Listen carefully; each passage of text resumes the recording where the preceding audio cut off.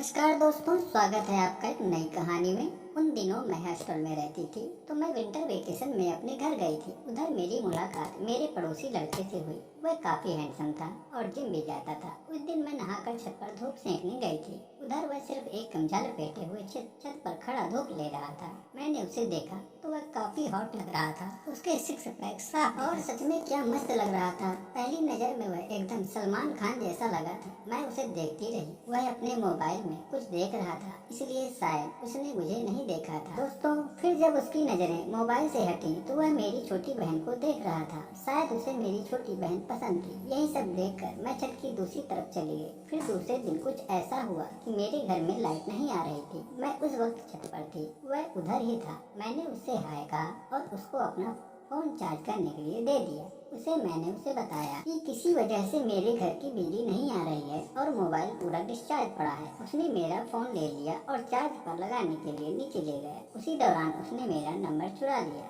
शायद उसी शाम को वह अपनी नानी के घर चला गया, क्योंकि वह अपनी पढ़ाई नानी के घर रहकर ही करता था। उधर से उसने मेरे फोन पर मैसेज किया। मैं उसके मैसेज से मन ही मन खुश हुई और धीरे धीरे उससे मेरी बातें होना शुरू हो गई। मैंने पहले तो उससे कहा, तुम्हारे पास मेरा नंबर कहाँ से आया है? उसने कहा, वो सब छोड़ो, तुम बस ये बताओ कि तुम्हें मुझसे बात करना कैसा लगा। मैंने कहा, मुझे बात करने में भला कैसे बुरा लग सकता है। बस ये बात मुझे बुरी लग रही है कि तुमने मेरा नंबर कुछ गलत तरीके से हासिल किया है। वह बोला, क्या मैंने कोई पाप किया है? तुमसे एक बात साफ पूछना चाहती हूँ, बिना कोई छिपाए, कि तुम मुझे बताओगे तो मुझे अच्छा लगेगा और तभी मैं तुमसे बात करना या ना करना तय करूँगी। वह बोला, क्या जानना चाहती? मैंने कहा, मैंने तुम्हें अपनी छोटी बहन को देखते हुए देखा है। क्या तुम मेरी छोटी बहन में दिलचस्पी रखते हो? उसने एक पल के लिए मौन सा था और उसके बाद कहा, वो मुझे पसंद नहीं करती है, मगर मैं तुम दोनों को पसंद करता हूँ। उसके इस साफ जवाब से मैं मन ही मन खुश हो गई थी कि मैं अपनी छोटी बहन का हक नहीं चुरा रही हूँ। उसके बाद हम दोनों में बातें होने लगी और कुछ ही समय बाद हम दोनों में प्यार का इजहार हुआ। उसके बाद हम दोनों में बातें होने लगी और कुछ ही समय बाद हम दोनों में प्यार का इजहार हुआ।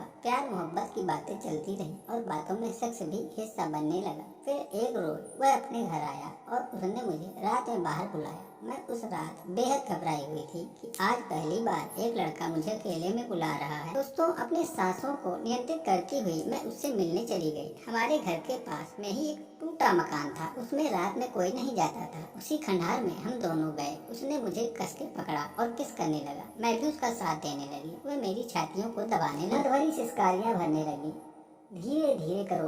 वह मान ही नहीं रहा था। मैंने कहा, धीरे धीरे दबाओ, मुझे दर्द हो रहा है। उसने मेरी एक न सुनी और मेरी दोनों वो बस दबाए जा रहा था। उसी दौरान वह अपना एक हाथ मेरे उस पर ले गया और उसे जोर जोर से रगड़ने लगा। कुछ ही देर में मैंने उससे कहा, नहीं, कभी फिर कर लेना। फिर हम दोनों वहाँ से चले गए। दूसरे दिन वह अपनी नानी के घर चला गया। उसकी हरकतें मुझे बार बार उसकी याद दिलाने लगी थी। उस दिन के बाद से वह रोज मुझे वीडियो कॉल करने लगा और मुझे अपनी ये और वो दिखाने को बोलने लगा। मुझे अच्छी तरह से याद है कि उस दिन 20 फरवरी की तारीख थी। वह अपनी नानी के घर से मुझसे मिलने आया था। उन दिनों कोई छुट्टी भी नहीं थी। वैलेंटाइन डे भी निकल चुका था। उसी ने वैलेंटाइन डे पर मिलने के लिए मना किया था, क्योंकि उस दिन हमारे आसपास के इलाके में कुछ लोग प्यार के दुश्मन बन जाते हैं और उनके कारण हमारी निजता पर फर्क पड़ सकता है। 20 तारीख के दिन हम दोनों ने मिलने के लिए बात की। मैंने उससे कहा कि मैं खंडहर में मिलना नहीं चाहती हूँ। वह समझ गया कि आज जन्नत का मुहूर्त आ गया है। उसने एक ओयो रूम बुक किया और मुझे बताया कि तुम मुझे गली के बाहर मिलो। फिर हम दोनों